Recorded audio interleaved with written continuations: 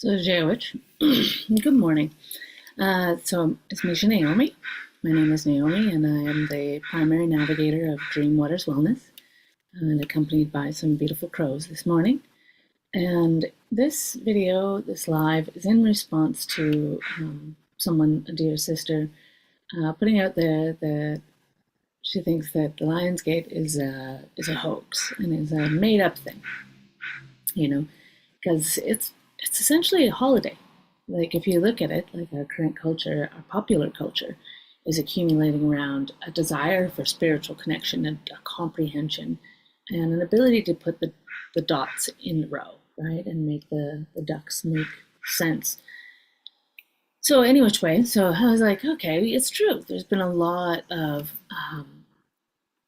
like Lionsgate, Lionsgate, Lionsgate, Lionsgate, Lionsgate this last few years, and it definitely has become, an advertising step or like a way to like catch people's attention. It's a lure of a point.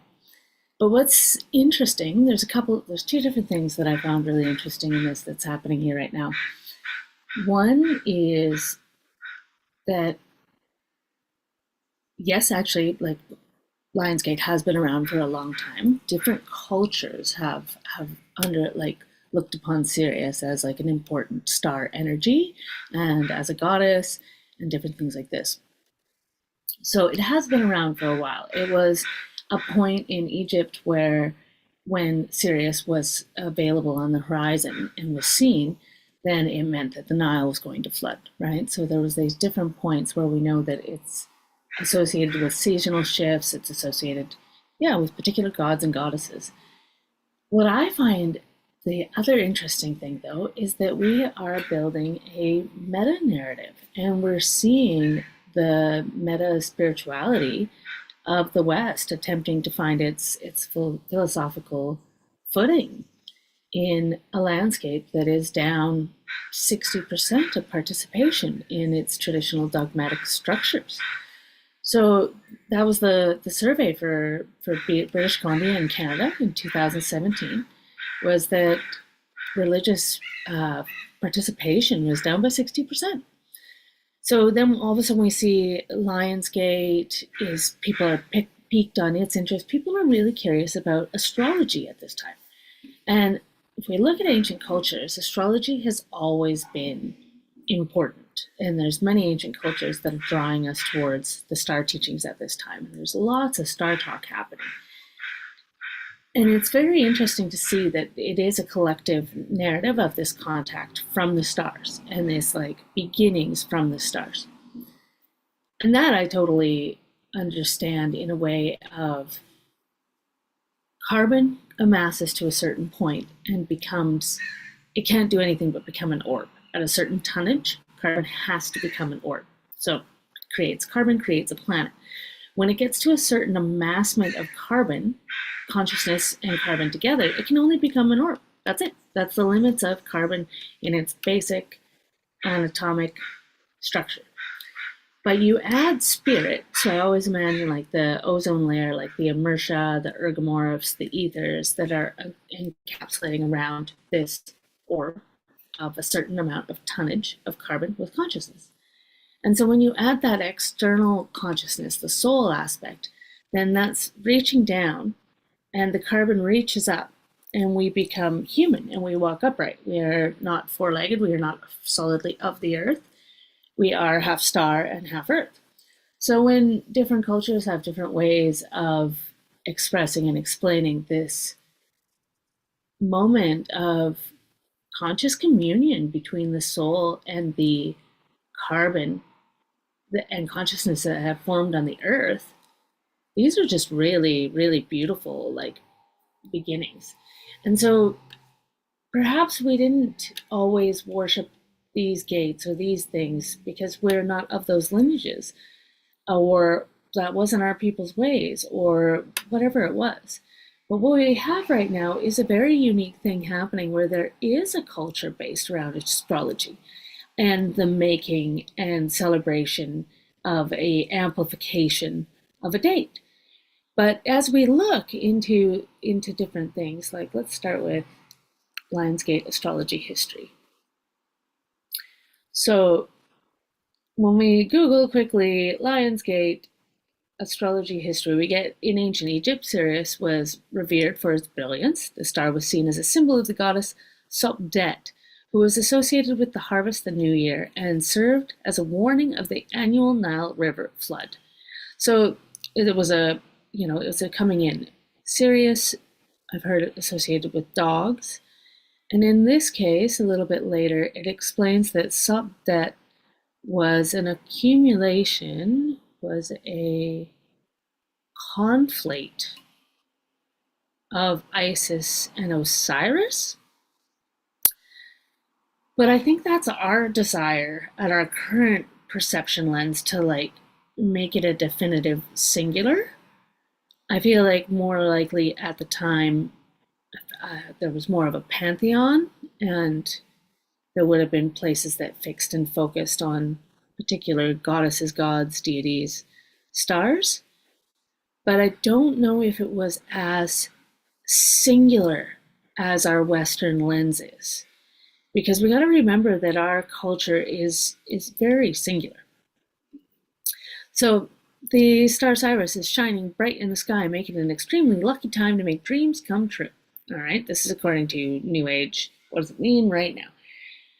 When I was digging around looking into astrology to do with Leo and moving into Leo, it's Venus, it's the heart, it's fire, it's pride, it's this main, it's confidence, and it's really this like core of Venetian, Venus energy coming through. And the gate itself is actually from July 16th to August 31st, I believe it is. And it's this larger space of time. And then the 8 is the like point of,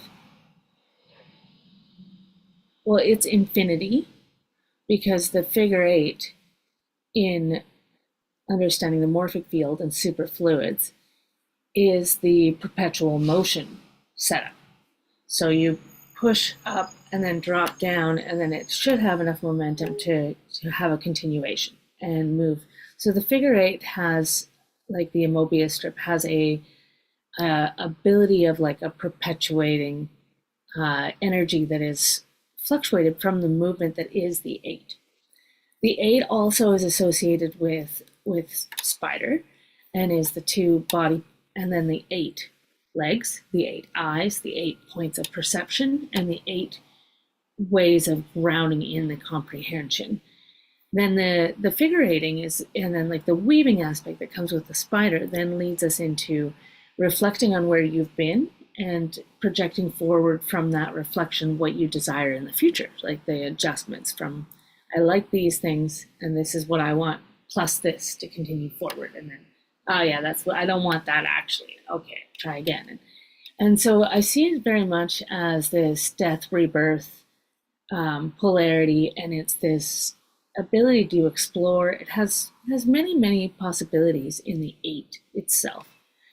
So then when we can join and see dates aligning like 888, even though a lot of our cultures probably would have followed lunar calendars more so, and the Gregorian calendar isn't our traditional calendar, there is an amassment of enough consciousness into these points that we amplify them. So then, thus the 888, the Lion's Gate, would be amplified by the intentions of everyone that's doing an amassment at this time, which is an interesting thing in current meta narrative creation for a culture. So we definitely have like astrologies like this middle zone, but we see a lot of influences pulsing from the Egyptian, the Greek. There's like just a lens that is being placed on that. It's also has to ask you like why are those the stories that are coming up? Because there's all different aspects to do with Sirius. So in the Vedic teachings, there is the dog star symbolizes wealth, honor, and spiritual growth in Hinduism. And in India, Sirius is known as Muragavayada, the arrow for the deer. And the deer itself is the constellation Orion, which is interesting because Orion is often depicted as the hunter chasing, but in this case, the deer was Orion, and Sirius was the arrow for the deer. So it does have a very different energy when we think about it that way, and we think about Orion in a different way, because what happens on the 888 is a beautiful date and aligns in the Gregorian calendar, but it also is a time of three constellations aligning. And so there is an interesting thing with Sirius arriving where Orion lines up to Sirius, Orion lines up to somebody else. And there's a tri lineup that happens at this time. So would we have always celebrated it as the way we know it now in certain practices? As we're seeing, there's many ways to take the contact with the star and the way the energies of the star and what this mean and what the stars mean. So then we move into the Sirius aliens and the consciousness of Sirius itself. And passages in the pyramid text closely connect Isis with Softet and the goddess representing the star Sirius, and whose relationship with her husband Sa, the constellation Orion, and their son Sopdu parallels Isis's relation to Osiris and Horus. So these spaces are not very far apart, and they have completely different words and completely different understandings from what is the Vedic comprehension of the arrow. Orion is the deer. Then over in Egypt, we have Orion is important as Sa, and is the relationship with Orion. And then the sun, Sopda, is Osiris and Horus. So we're following the stars and we're drawing archetypal stories between cultures. Now, were these cultures, are we collecting this information at the same time? My understanding was Sirius in my limited knowledge of star seeds and things like that, is the awareness that technology came from Sirius and that I studied at Sirius at one point, and that the constellations are universities of knowledge. So with that awareness, and we're thinking about that star energy came down and met up with carbon and became human, and it is the rider and the horse, the soul and the body, that is, the soul is sitting in the back of the skull and laying down the spine.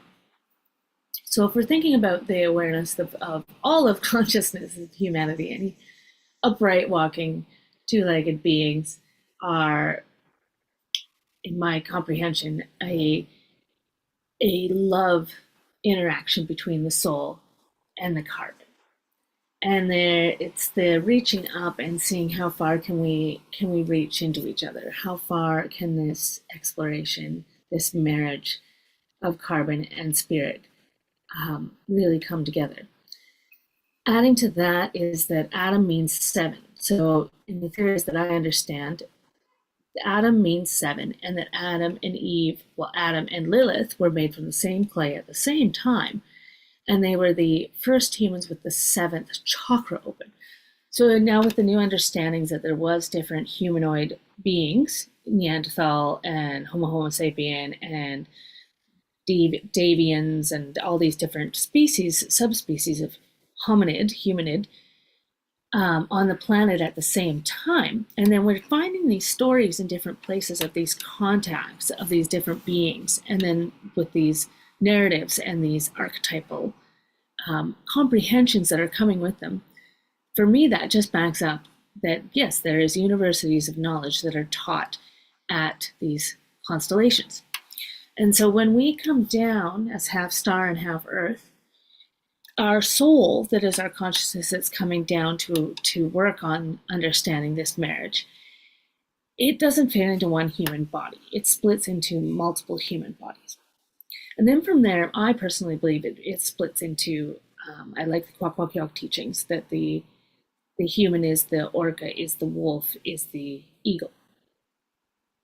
And that teaching immediately spoke to me of like, we obviously also don't experience our soul contracts just through just the human body, but I think we also expand into a series of trees and other carbon experiences on the planet to experience, yeah, what is conscious interaction and interaction with carbon and consciousness together. So when we don't fit into one human body, we don't fit into one experience, but we come down with a solidified intentions. And so from the teaching from my mentor, Jessica North, and from a soul realignment, soul origination process, she explained that there's a theory that is 617 soul parts come together. They study at the constellations that are universities prior to coming down to Earth. And so that got me thinking on how are the universities made? And then I came to a comprehension somewhere along the way in my mind that we are here to either create a black hole or a star. And so we can attain enlightenment and we can conglomerate towards a star that will then become a pillar and a post in a constellation that will have a meta narrative of a certain archetype being explored. And it will move with a seasonal kind of this flavoring to the human experience down here in this continued experiment and exploration of what is this marriage, what is the carbon and what is the spirit coming together, what is this love and what of our time here on this planet, to make a star or a black hole. But by the universal eye and by like the higher councils I've come to speak with at different points, or different councils of consciousness, they were explaining that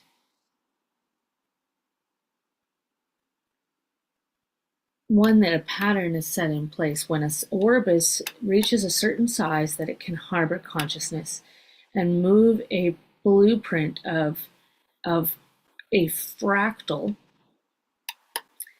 through its body and fractal out into different expressions of consciousness. That's when then there's almost this lobby that's done with all these souls and all these consciousnesses that come together and put forward their desires, their intentions. Maybe they just arrive. Maybe it arrives from the core of the earth. I'm not sure how it begins to conglomerate around the planet, but this consciousness begins to conglomerate around a planet.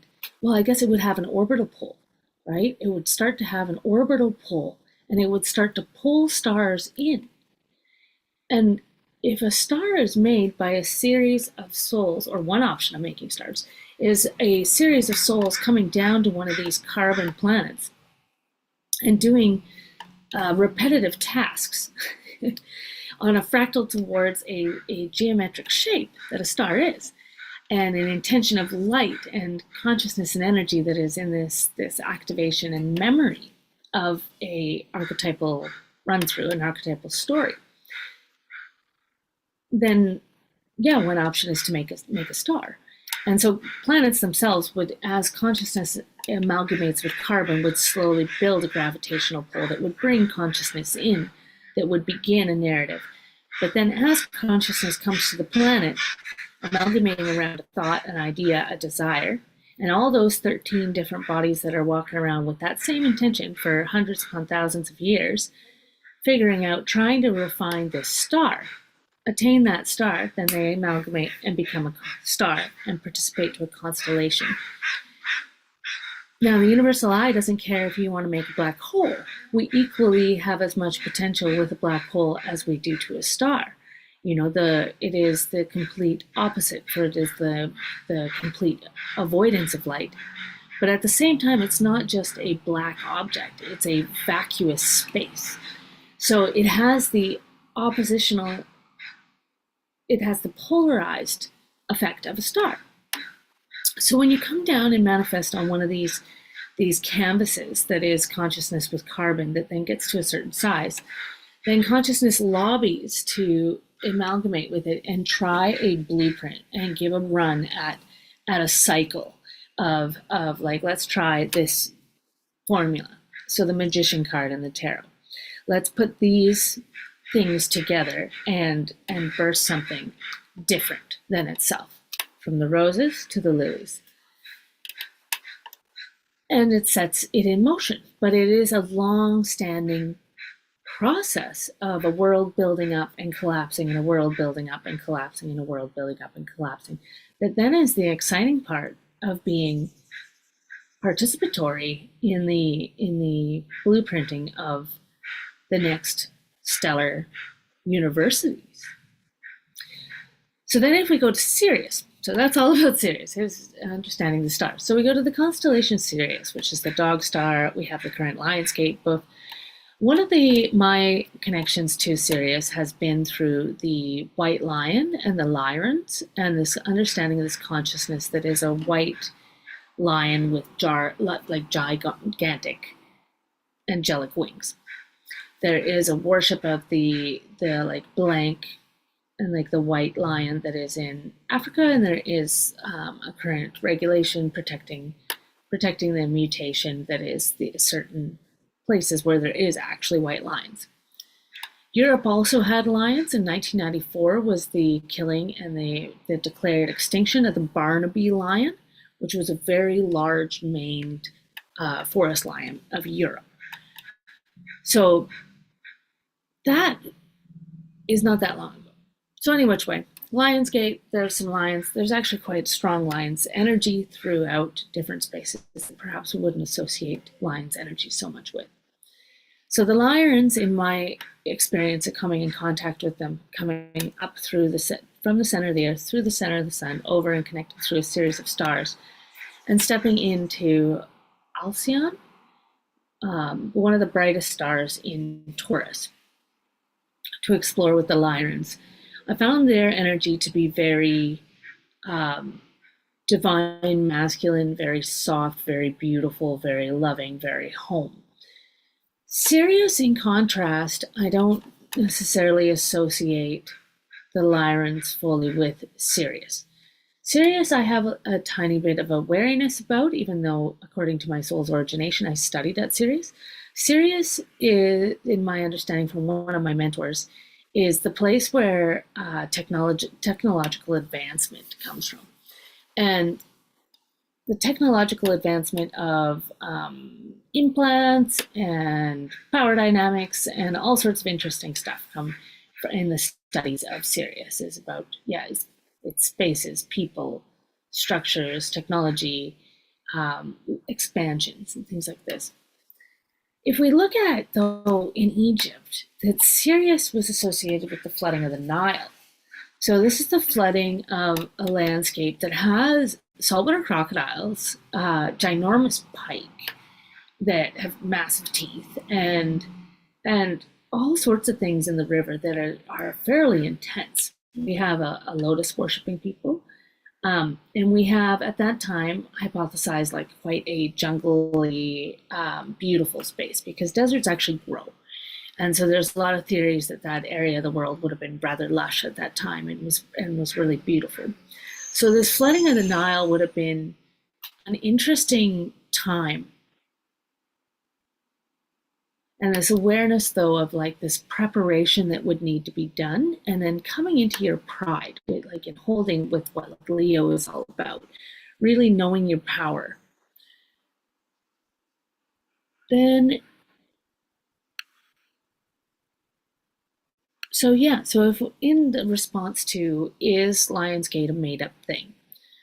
The processes of going to the Lyrans in Taurus during the Lionsgate was brought to me from, I believe, Glastonbury, a woman out of England.